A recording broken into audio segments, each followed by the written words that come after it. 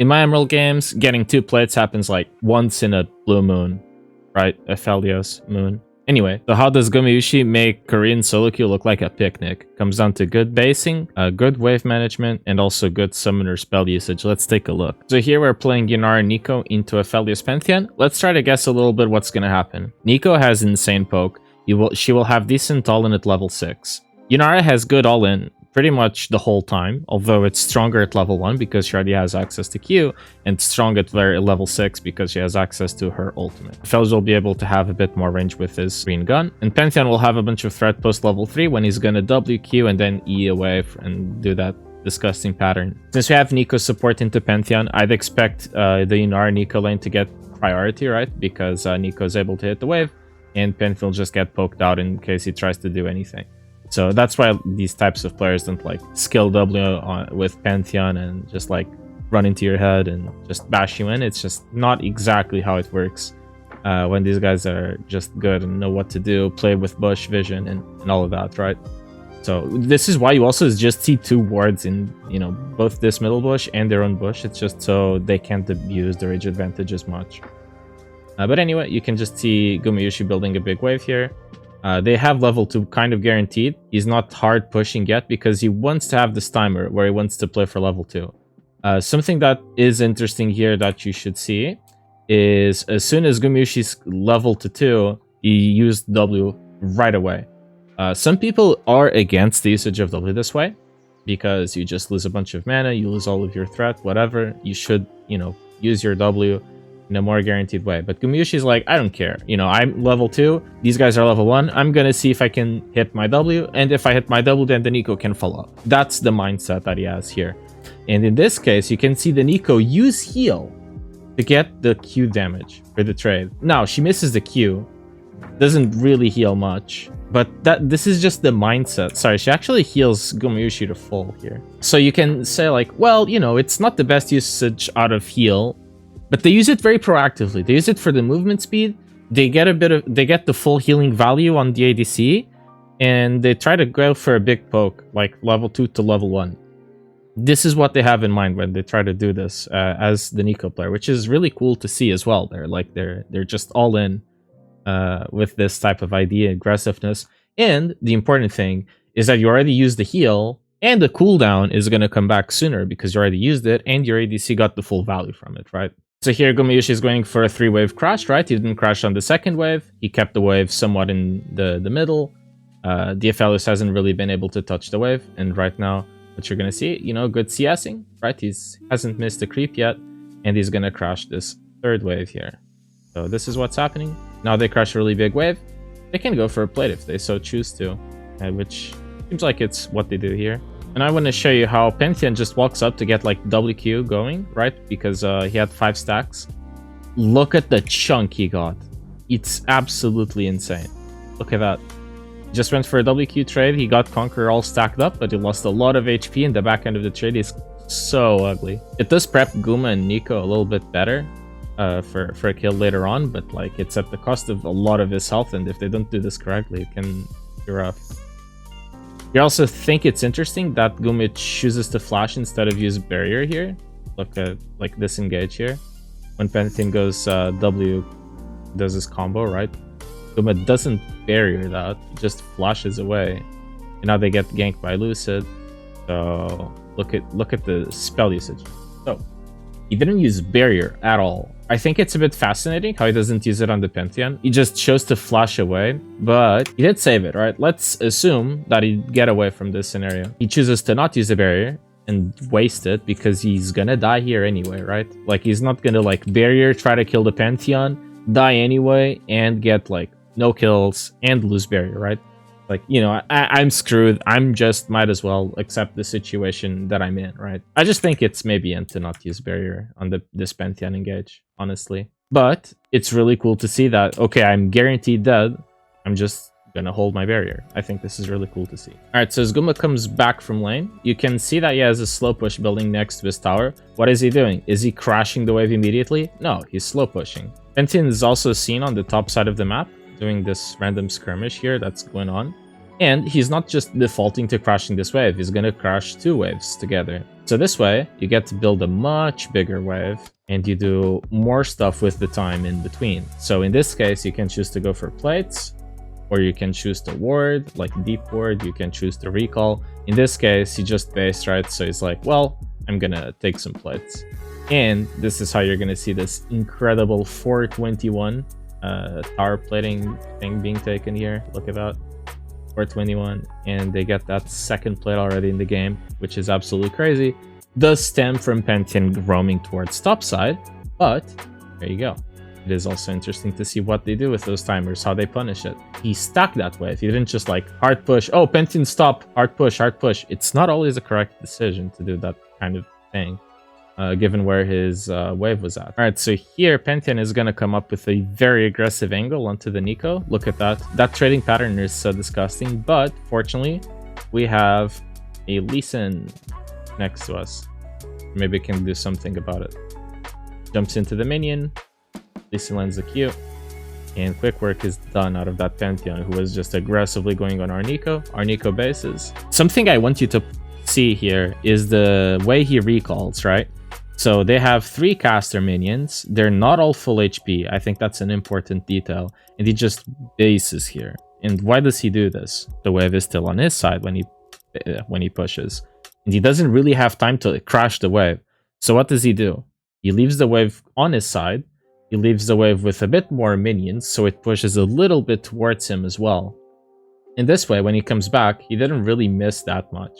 Like, sure, a couple of melees died, and like the 3 casters that he froze also died, I believe. But overall, the Aphelios lost more, as his wave was attacking our own wave, right? Anyway, here we're gonna have Pantheon going for an engage on the Nico. He is like half HP and just sends it. This man has played too many scrims today. I can tell you that for sure.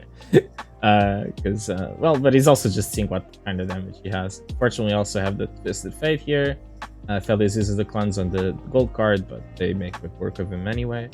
Guma decided to just push the wave because he recognized that the kill should happen anyway, and gets the instant recall. He's not baited by going for extra plates. That 3rd plate starts to get a little bit more complicated to get. He only has really like tall longsword recurve bow, so it's not that much damage yet anyway.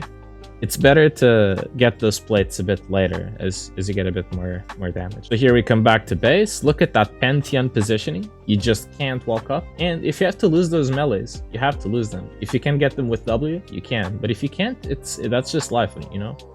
It is what it is. If our support is winning the map somewhere else, we just have to take it. It is what it is, right? Anyway, do notice the way he's pushing the wave, or the way he's trading here. In this case, he's just getting the last hits. He's charging up his Q, and he's willing to trade into red-white Aphelios, which is kind of crazy, to be honest. He does have ult. He does have barrier, but he just believes in himself and goes for it. Nico dies to green gun from Aphelios. It does have disgusting range things going on. And here he has ult EW. EW. To commit. Does he get the Aphelios with the W? Okay. I have a few thoughts here. This ult, usually you want to look for like auto R just to get that reset going. So maybe like if he walks up a little bit first into the Aphelios, auto R, and like then follow up from that. I think it could be more interesting. The E is also done sideways to avoid the Pantheon rather than like dashing in for the Aphelios kill. I think that's doable. And then the longer this goes on, then the Pantheon will get more abilities to play with, right? Which is how he ends up dying anyway. Because here is a bit more hesitant to commit, which is understandable. But beforehand would be fine. At the end, he does get the kill on the Aphelios, which isn't that bad. But I think a little bit more surgical play could have been a bit better. So here we have a really stacked wave, following the plays from earlier. Here we go, Pantheon Deluxe, just ult. Aphelios has ult again, and the Nico's dead. But this time, look at the difference, right? He had no hesitation, just committed to the Aphelios, and oh my god, here the kiting, this basic is so good. But it was that tiny difference, right? Now it was like, I'm gonna commit to the Aphelios. He also had a blue-purple, I believe. It's not the best melee range weapons. And he had just used his purple ultimate, Moonlight Vigil, on Nico. I think that made the play look a little bit more interesting as well. Alright, again, pay attention to the wave state, right? Here we have 2 melees, 3 casters. tower. How is he going to manage this? Is he going to kill the whole wave? What is he interested in? He's interested in killing the whole wave and queuing it. Ooh, this is interesting.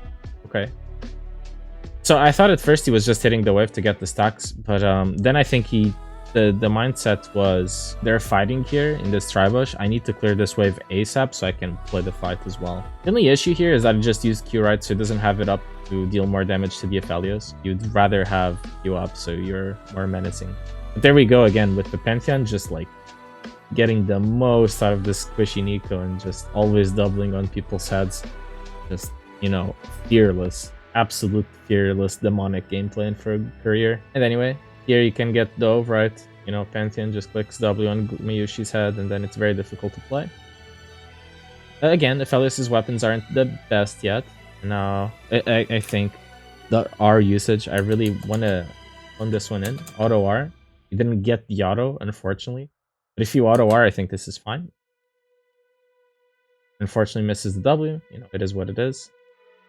Then just squeezes his most damage out of the play.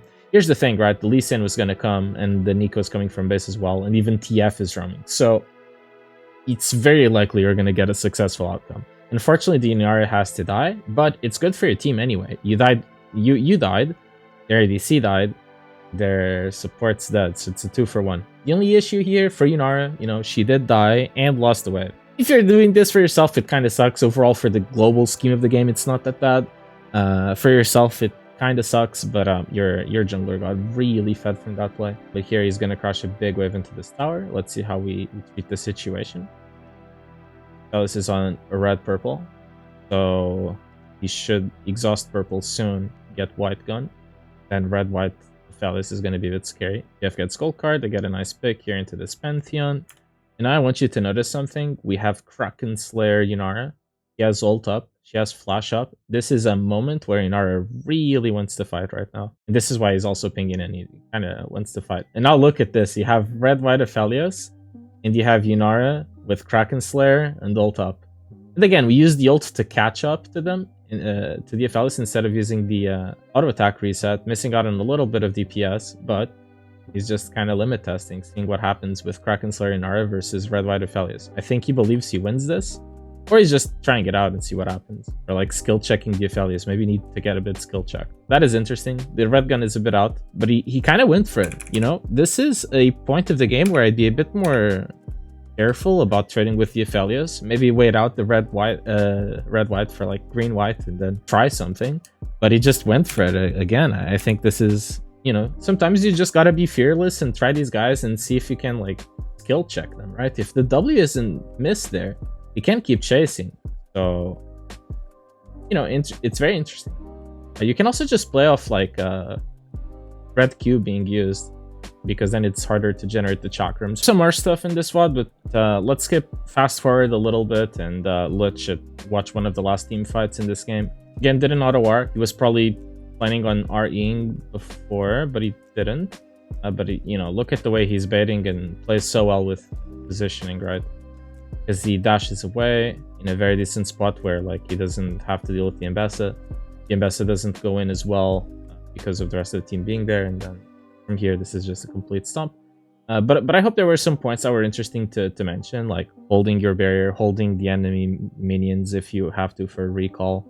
It can be very good to think about that. There's a lot of scenarios where you can apply it, just so you can get that base going. You know, not being okay with slow pushing and doing like 2 wave stacks and then sending those to enemy tower. Not just like, all right, the enemy support is top lane, therefore I need to like insta crash my wave, and then you crash like a very easy wave for the enemy ADC to deal, and you don't really do that much. And then honestly, a lot of these R engages, I would say just be first in auto attack range before you use your R, and then maybe you commit with like your dashes in, your W's in. But try to get those auto attack resets. Shout out to Pro ADC Archives for getting a bunch of these VODs. You can take a look into a lot of these games if you'd like. I look at usually a lot of the Yunara VODs, but you can look for other ADCs that you may play as well. And that's really about it. Thank you for tuning in. If you enjoyed the content, you can always leave a like and subscribe. Helps to grow out the channel so I can keep doing more of this stuff. Take care and see you next time. Bye.